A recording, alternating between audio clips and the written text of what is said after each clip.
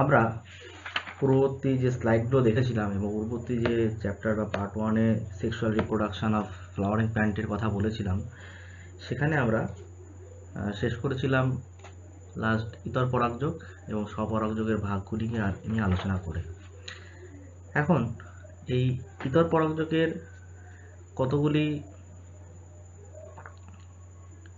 অভিযোজন আছে।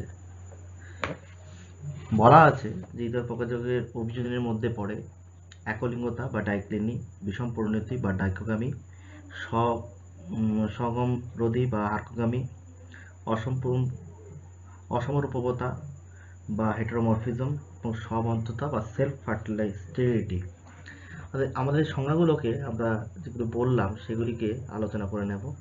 ডাইক্লিনি is a condition in which the male and female reproductive parts of the flower in plants are present on different flowers. অর্থাৎ ডাইক্লিনি বা একলিঙ্গতা বলতে যখন ফুলের পুংস্তবক বা স্ত্রীস্তবকের যে কোনো একটি উপস্থিত থাকে তাকে একলিঙ্গ ফুল বলে। এই একলিঙ্গ ফুলের ইতর পরাগযোগ অবশ্যম্ভাবী। উদাহরণে কুমড়ো, লাউ, পটল ইত্যাদি।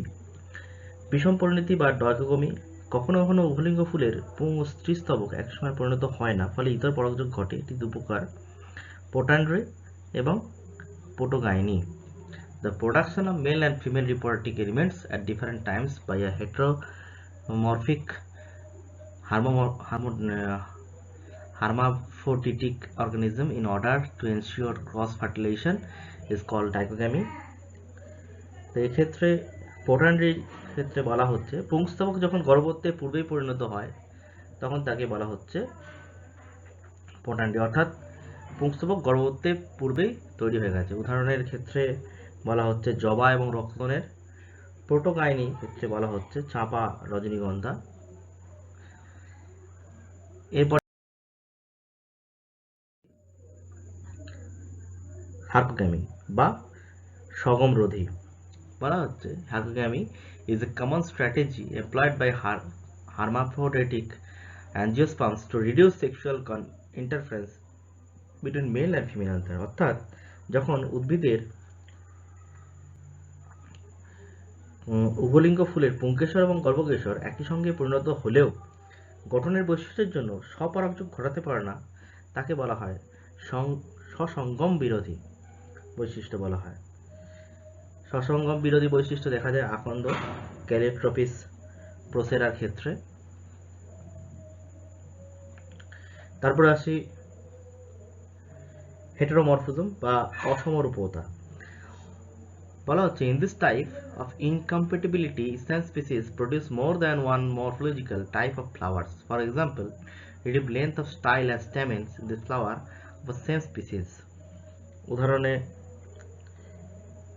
পানমরিচ, পলিগোনাম ওরিয়েন্টালস এবং আমরুল, অক্সালিস কর্নিকোলাটা ইত্যাদি উদ্ভিদে দেখতে পাওয়া যায়। অর্থাৎ বলা হচ্ছে অনেক উভলিঙ্গ ফুলের পুংকেশর এবং গর্ভকেশরের অসম দৈর্ঘ্যের স্বপরাগযোগ সংযোগ হয় না, কিন্তু ফুলে গর্ভদণ্ড ছোট এবং পুংধানী লম্বা হয়, আবার অন্য ফুলে গর্ভদণ্ড লম্বা, পুংকেশর ছোট হয়। অর্থাৎ উভলিঙ্গ ফুলের পুংকেশর গর্ভকেশর অসম দৈর্ঘ্যের জন্য যখন পরাগ সংযোগ সম্ভব হয় না বা স্বপরাগযোগ সম্ভব হয় না তাকে বলছে হেটেরোমরফিজম। এরপর বলা হচ্ছে সেলফ স্টেরিলিটি, বন্ধাত্ব। একই ফুলের পরাগরেণু সেই ফুলের গর্ভমুণ্ডে পড়া সত্ত্বেও যখন কোনো কার্যকর হয় না তাকে সেই অবস্থাকে বলা হয় স্ববন্ধতা। In some cases where a plant cannot be fertilized by its own pollen, it appears that pollen tube finds a very suitable medium for its food supply and hence does not grow long enough to ensure fertilization. Camellia cyanidis, Venda roxenbergi। তো চা, রাসনা এই ধরনের উদ্ভিদের ক্ষেত্রে দেখতে পাওয়া যায়। Favourable কন্ডিশনে আসে তখন সেটিকে আউটবার্স্ট করে বাতাসে পোলেন ছড়িয়ে দেয়। তাহলে এপিডার্মিসকে আমরা কি দেখলাম ছবিতে, সেটি হচ্ছে outer most layer, young another. Endothecium immediately below the epidermis, the cell layers and radially elongate and develop fibrous thickenings, তাকে বলা হচ্ছে endothecium. Middle layer, usually 1 or 3 middle layers are found below the endothecium. they become crushed at the time of mitotic division in the pollen. তারা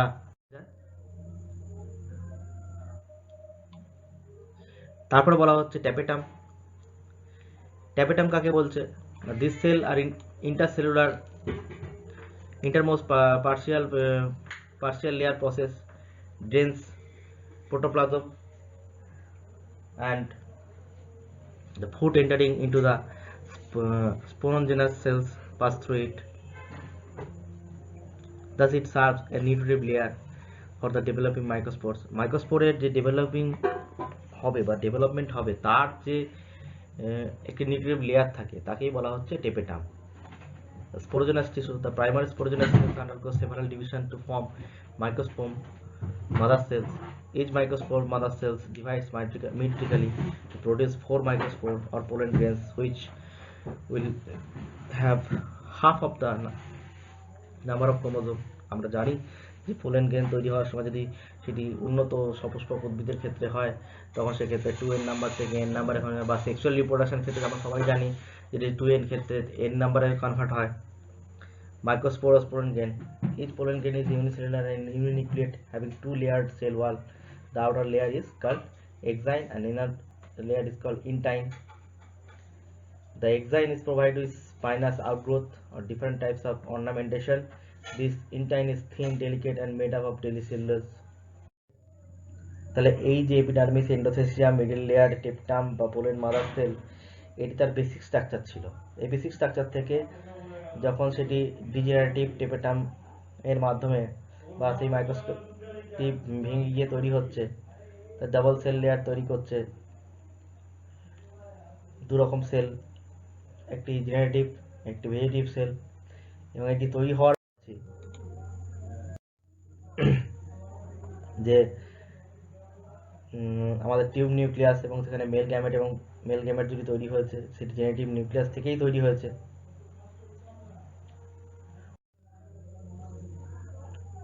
এই মাইক্রোজিসের পুরো যেটি ঘটে থাকে যে প্রসিডিওরটা সেটি আমরা এই চিত্রের মাধ্যমে দেখতে পাচ্ছি যে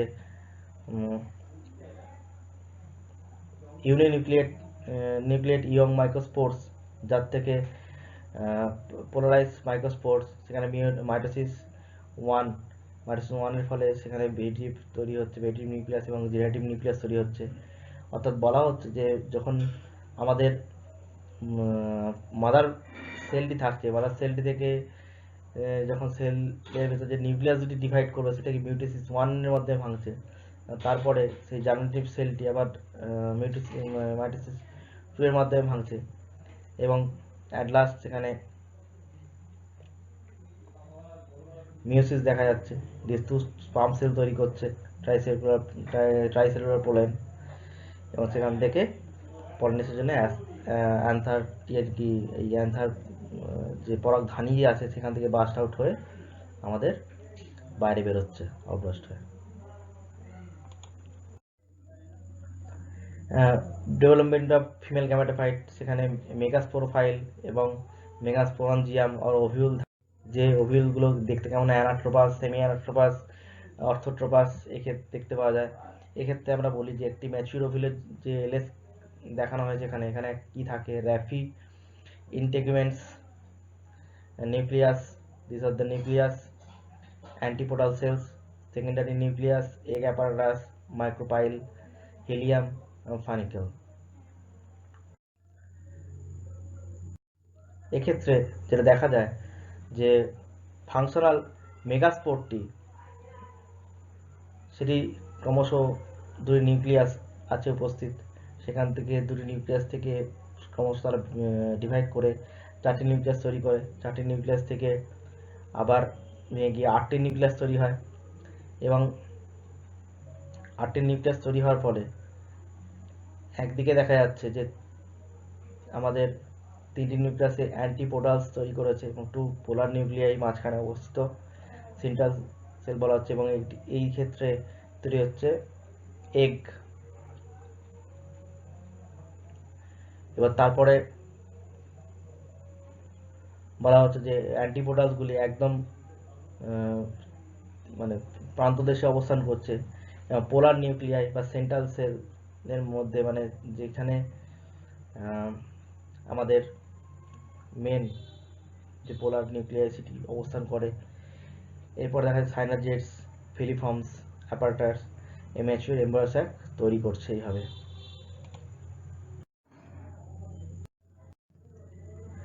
এখন তারপরে যখন পোলেন গ্রেন তার ডেভেলপমেন্ট স্টেজ কমপ্লিট করেছে এবং পিস্টিলও তার ডেভেলপমেন্ট স্টেজ কমপ্লিট করে একদম ফার্টিলাইজেশনের উপযুক্ত অবস্থায়, তখন দেখা যায় যে পোলেনটাই আউটবাস্ট করছে এবং আউটবাস্ট করে এসে পোলেন গ্রেনটি পড়ছে আমাদের স্টিগমার মধ্যে, মানে কর্মমুণ্ডতে, কর্মমুণ্ড থেকে সেখানে ট্রান্সফার হয়ে গিয়ে আমাদের পিস্টিলের নিষেক ঘটাচ্ছে। এক্ষেত্রে বলা হচ্ছে যে সেই যে ঘটনা পুংজনন কোষ এবং স্ত্রীজনন কোষের মিলন ঘটছে তাকে বলা হচ্ছে গর্ভধান বা নিষেক। এখন এই নিষেকের সিলেবাস অনুযায়ী বলা হচ্ছে ডাবল ফার্টিলাইজেশন কথা হচ্ছে after entering one synergid the pollen tube release the two male gametes into the cytoplasm of the synergist.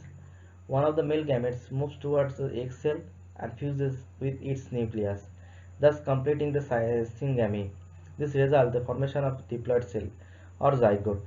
অর্থাৎ যখন পোলেন গ্রেন বা মেল গ্যামেটটি আমাদের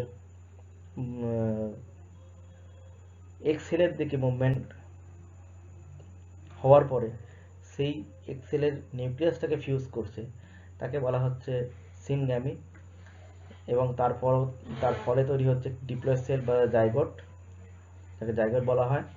দি other male gametes move to polar nuclei located the central cell and fuses with them to produce triploid primary endosperm nucleus.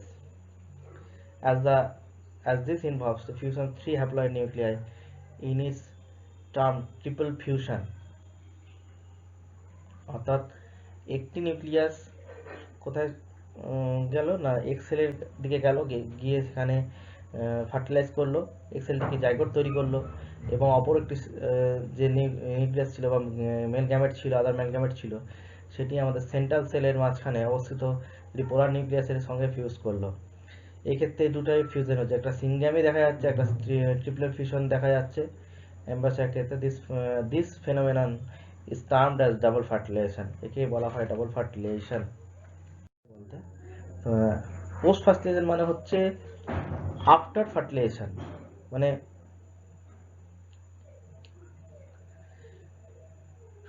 Fertilisation ঘটে যাওয়ার পর যখন endosperm and embryo development তৈরি হয়, মানে endosperm and embryo development start হয় এবং mature of ovule into seed and ovary into fruit আর collectively term and post fertilization event.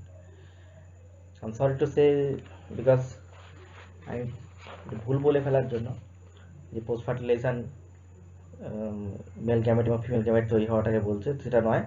বলা হচ্ছে যে ম্যাচুরেশন অফ ওভিউল এবং আফটার ফার্টিলাইজেশন এবং তার সিডে কনভার্ট হওয়া এবং ওভারিটি ফ্রুটে কনভার্ট হওয়াটাকে বলছে আমাদের পোস্ট ফার্টিলাইজেশন ইভেন্টস। তাহলে পোস্ট ফার্টিলাইজেশন ইভেন্টের মধ্যে আমরা যেটা দেখতে পারি যে নিষেক হয়ে যাওয়ার পর endosperm development process and also the embryo development also proceed. The primary endosperm cell divides repeatedly and forms the triploid endosperm tissues. The cell of these tissues are filled with reserved food materials and are used for the nutrition for the developing embryo. The most common type of endosperm development, the pen undergoes successive nuclear division to get rise free nuclei. This stage of formation occur and the endosperm becomes cellular. The number of free nuclei formed before the cellularization varies greatly. The এক্ষেত্রে বলা হচ্ছে যে endosperm যে গঠিত হচ্ছে সেটি গঠিত হওয়ার জন্য আফটার ফার্টিলাইজেশন কিছু চেঞ্জেস দেখা যায়, কিছু ডেভেলপমেন্ট দেখা যায়, কারণ এখানে বলাই হচ্ছে যে আফটার ফার্টিলাইজেশনের পরে সেল আর ডিভাইডস, মানে সেলের তারপরে ডিভিশন স্টার্ট হয়ে যায়। সেলের ডিভিশন হতে হতে একটি এন্ডোস্পার্ম গঠন করে এবং mature embryo in following point. Endosperm may either be completely consumed by developing embryo before seed maturation, or it may persist the mature seeds and used up during seed germination.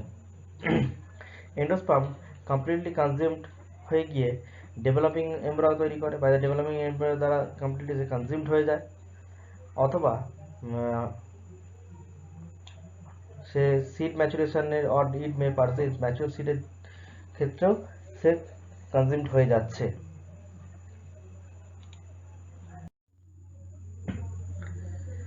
ক্ষেত্রে embryo আমি তাকে বলি embryo develops at micropylar end of sac where the zygote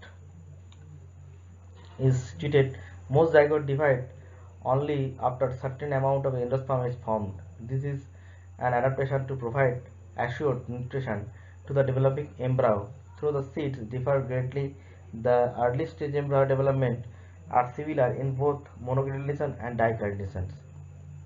বলা হচ্ছে মনোকটিলেশন কর্ডিনেট monocot এবং ডাইকটের ক্ষেত্রে প্রথম early স্টেজের যে এমব্রায়ো ডেভেলপমেন্ট প্রায় একই রকমভাবে হতে থাকে। Most zygote divide only after certain amount of endosperm is form. After endosperm যখন ফর্ম হয়ে যাচ্ছে তখন মোস্ট জাইগোট ডিভাইড করে যাচ্ছে। This is an adaptation to provide assured nutrition to the developing embryo. অর্থাৎ ডেভেলপিং যে এমব্রায়ো তাকে খাদ্য সরবরাহ করার জন্য এটি ঘটনাটা ঘটে। এবং একটি ডাইকট এমব্রায়ো এবং একটি মনোকট এমব্রায়ো আমরা সেই স্ট্রাকচারটা আমরা দেখে নিতে পারি যে কীভাবে সেই স্ট্রাকচারটি কমপ্লিট হয়। এটি সম্পূর্ণরূপে ডাইকট এমব্রায়ো, যার ক্ষেত্রে কার্টিলেডন্স, স্টেম কিংবা plumules, root region, nucleus, endosperm nuclei, other integuments, suspensor, inner integument, এই ধরনের যে আউট গ্রোথ বা তার ফাংশনিং কিছু স্ট্রাকচার সেখানে ডেভেলপ করে। আমরা এন্ডোস্পার্মের ক্ষেত্রে নিউক্লিয়ার ক্ষেত্রে বলেছি বা এন্ডোস্পার্মের ক্ষেত্রে বলেছি সেই সবসময় ডেভেলপিং যে এমব্রায়োটি আছে তাকে সবসময় কী করে তাই খাদ্য যোগান দেওয়ার জন্য সে উপস্থিত থাকে এবং সেটি উপস্থিত তার সম্পূর্ণ যতদিন না সে জার্মিনেট করছে ততদিন পর্যন্ত তাকে খাদ্য সম্পূর্ণভাবে প্রদান করতে থাকে। এবং মনোকটের ক্ষেত্রেও ঠিক একই প্রকারে scutellum, coleoptile, shoot apex, epiblast, radicle, root cap, coleorhiza, এইগুলি হচ্ছে তার স্ট্রাকচারাল চেঞ্জ দেখতে পাওয়া যায়। নেক্সট আমাদের বলা আছে কিছু কিছু ডিভিশন, যেগুলোকে বলা হচ্ছে অ্যাপোমিক্সিস, তারপরে পার্থেনোজেনেসিস, পার্থেনোকার্পি এবং পলিএমব্রায়োনি। এগুলি স্পেশাল মোডস বলা হয়। The apomixis is a reproductive mechanism that bypasses the sexual process and allows a plant to clone itself through seed. In penistem, a chromosomally unreduced egg cell developed into an embryo in an embryo sac derived from a vegetative nucleus cell. This type is apomixis called apospory. Apomixis কাকে বলছে? না, এটি একটি reproductive mechanism বা bypass বলা যেতে পারে, যে ক্ষেত্রে কি করা হচ্ছে না সিড থেকে সেই উদ্ভিদটির গঠন তৈরি করা, উদ্ভিদটির গঠন হচ্ছে। অর্থাৎ বলা হয় যেতে পারে যে সংজ্ঞা হিসাবে নিষেক ছাড়াই অঙ্গজ বা অজনন পদ্ধতিতে রেণুধর কোষ থেকে ভ্রূণ সহ বীজ উৎপাদনের প্রক্রিয়াকে বলা হয় অ্যাপোমিক্সিস। অ্যাপোমিক্সিসের কতগুলি ভাগ আছে। রেফারেন্ট অ্যাপোমিক্সিস, এক্ষেত্রে মেগাস্পোর মাতৃকোষে ত্রুটিপূর্ণ মিউসিসের জন্য ডিপ্লয়েড ডিম্বাণু তৈরি করে বা সরাসরি ভ্রূণ উৎপন্ন করে, উদাহরণ পেঁয়াজ। নন রেকারিং অ্যাপোমিক্সিস, এক্ষেত্রে হ্যাপ্লয়েড সিড রেণু থেকে সরাসরি হ্যাপ্লয়েড ভ্রূণ উৎপন্ন হয়। অ্যাডেনেটিভ অ্যাপোমিক্সিস, এক্ষেত্রে ভ্রূণস্থলীর বাইরে কোনো ডিম্বক এসে ভ্রূণ গঠিত হয়, উদাহরণ পনিমঞ্চা বা লেবু।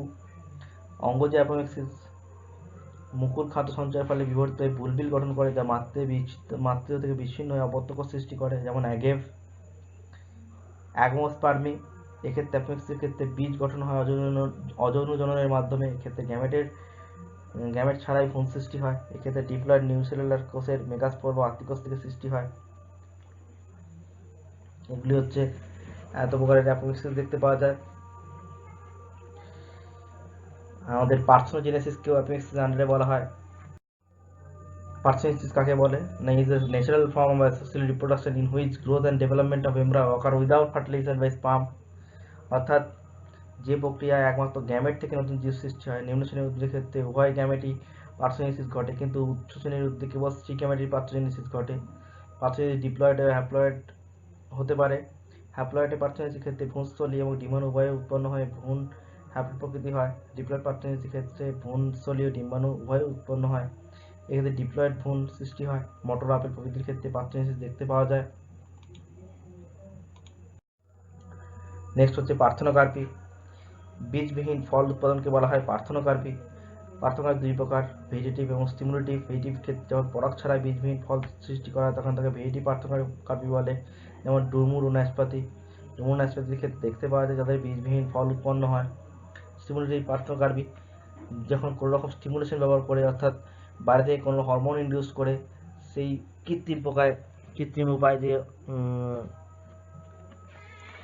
উদ্ভিদের বীজবিহীন ফল সৃষ্টি করা হয়, তাকে বলা হয় যে স্টিমুলেটিভ পার্থেনোকার্পি। যেমন আঙুর, কলা, আনারস, কমলা ইত্যাদি। বহুগুণতা বা পলিএমব্রায়োনি, the production of two or more than two embryos in a single seed termed as the polyembryony। অর্থাৎ একই বীজে যখন একাধিক ভ্রূণ উৎপন্ন হয় তাকে বহুগুণতা বলে। বহুগুণতা দু রকমের, প্রকৃত বহুগুণতা যখন ডিম্বকের ক্ষেত্রে ভ্রূণস্থলীতে একাধিক ভ্রূণ উৎপন্ন হয় তখন তাকে প্রকৃত বহুগুণতা বলে, যেমন সাইকাস ও ফাইনাস। এক্ষেত্রে বলা হচ্ছে যে বহুগুণতার ক্ষেত্রে যে একটি বীজ সেখানে একাধিক ভ্রূণ উৎপন্ন হয়, যে এমব্রায়োনিয়াল সেলস তৈরি হয়েছে একটি বীজের থেকে, একে বহুগুণতা বলে। মেকি বহুগুণতা ফলস পলিএমব্রায়োনি, যখন একই ডিম্বকের একাধিক ভ্রূণস্থলীতে একাধিক ভ্রূণ উৎপন্ন হয় তাকে মেকি বহুগুণতা বলে, যেমন পাতিলেবুর ক্ষেত্রে দেখা যায়। এরপরে আমাদের বলা হচ্ছে যে ফল ও বীজ গঠনের তাৎপর্য, যেটি বলাই বাহুল্য যে ফলের তাৎপর্য কেন আছে। ফল বীজকে সবসময় ঢেকে রাখে এবং পরিবেশকে বাধা থেকে সুরক্ষা প্রদান করে। বীজ ফলের মতো অধিক সুরক্ষিত থাকে না, যতদিন অঙ্কুরিত হয়ে চারাগাছ উৎপন্ন করে। ফলের ত্বক সবুজ রং বীজকে সুরক্ষিত রাখার জন্য অপর একটি কৌশল। তাছাড়া সবুজ ত্বক সালোকসংশ্লেষে সাহায্য করে। ফলের অন্যান্য রঙিন ত্বক পশু পাখি আকৃষ্ট করে, ফলে বীজসহ ফলের বিস্তার ঘটায়। ফলের মধ্যে রাসায়নিক এবং তিক্ত প্রকার অম্ল, ট্যানিন ইত্যাদি ফলকে পশু পাখির হাতে রক্ষা করে। কিছু পরিণত ফলকে পেকে গেলে বিদীর্ণ হলে বীজের বিস্তার ঘটায়। মানুষের খাদ্যতালিকায় একটি গুরুত্বপূর্ণ উৎপাদন। প্রত্যেক মানুষের রোজ কোনো না কোনো ফল খাওয়া জরুরি। ফল কার্বোহাইড্রেট মানুষের খাদ্য তালিকার ফল একটি গুরুত্বপূর্ণ উপাদান। প্রত্যেক মানুষের বীজের তাৎপর্য, বীজের তাৎপর্যের ক্ষেত্রে বলা হচ্ছে নির্ভরশীলতা, অর্থাৎ অবশ প্রকৃতিতে ব্যাধিতে পরাগযোগ নিষেধ ঘটার জন্য জলের প্রয়োজন হয় না, তাই বীজের অনেক বেশি নির্ভরশীল। গঠন, বীজের গঠন এমন হয় যাতে ভিতরে ভ্রূণকে রক্ষা করতে পারে। পেরিনেশন, পুরু বীজত্বক ঘুমন্ত ভ্রূণকে রক্ষা করে, যা বহুদিন বাঁচিয়ে রাখার ক্ষেত্রে উপযুক্ত। সঞ্চিত খাদ্য বা রিজার্ভ ফুড, এই সঞ্চিত খাদ্যবস্তু নতুন চারাগাছ বা খাদ্যবস্তু সরবরাহ করে যতদিন না চারাগাছ স্বনির্ভর হয়। বীজ বিস্তার ক্ষেত্রে সাহায্য করে, বীজ নানাভাবে বিস্তার লাভ করে, ফলে উদ্ভিদের বিস্তৃতি বৃদ্ধি পায়। ভ্যারিয়েশন, যৌনজননকারী ফলে উৎপন্ন বীজের মধ্যে ভ্যারিয়েশন বসে থাকায় উদ্ভিদ পরিবেশ থেকে অভিযোজিত হতে পারে। আমরা দেখতেই পারি যে ফলের বীজের গঠনের যে অভিযোজন সেটি জরায়ু অঙ্কুরোদ্গমের ক্ষেত্রে দেখতে পারি, যেখানে সুন্দরী গরান গেওয়া গাছের যে বীজগুলি তার মধ্যে একটি বিশেষ ধরনের পরিবর্তন দেখতে পাওয়া যায়, যেখানে বীজটি মাটিতে পড়ার পরে তার সেলটি হয় শক্ত, মোটা, পুরু। তার ফলে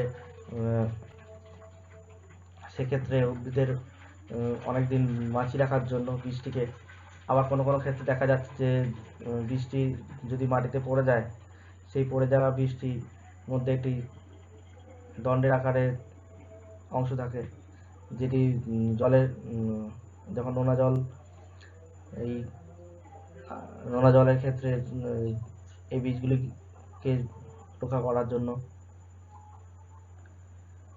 মজুদ বীজের মধ্যে বহুদিন যাবৎ খাদ্য মজুদ থাকা যায়, সারা বছর ধরে খাদ্য সরবরাহ করা যায়, অর্থাৎ বন্যা খরার সময় খাদ্য সরবরাহ এড়ানো যায়। ধান গম প্রভৃতি বীজ থেকে মানুষের প্রধান খাদ্য পাওয়া যায়। কৃষিকাজের ক্ষেত্রে বিশেষ উপাদান সঞ্চয় করে এবং বীজকে আগামী দিনের ফলের সৃষ্টি করা হয়। এগুলো হচ্ছে বীজের তাৎপর্য। অর্থাৎ আমাদের সেক্সুয়াল রিপ্রোডাকশন অফ ফ্লাওয়ারিং প্ল্যান্টের চ্যাপ্টারটি যেই পয়েন্টগুলো আলোচনা করা হলো, সেই পয়েন্টগুলির মধ্যে থেকে বলা যেতে পারে যে প্রয়োজনীয় উপাদান হিসেবে ফল এবং বীজের গঠন তাৎপর্য খুবই প্রয়োজনীয়, যার ফলে আমাদের পরবর্তী উদ্ভিদের সঞ্চার এবং ফুলের বিভিন্ন স্ট্রাকচার দ্বারা জানা গেল যে তাদের কী ধরনের গর্ভকেশর চক্র, কী ধরনের পুংকেশর চক্র গঠন হয়। অর্থাৎ এটি সম্পূর্ণরূপে ক্লাস 12-এর জন্যই বানানো।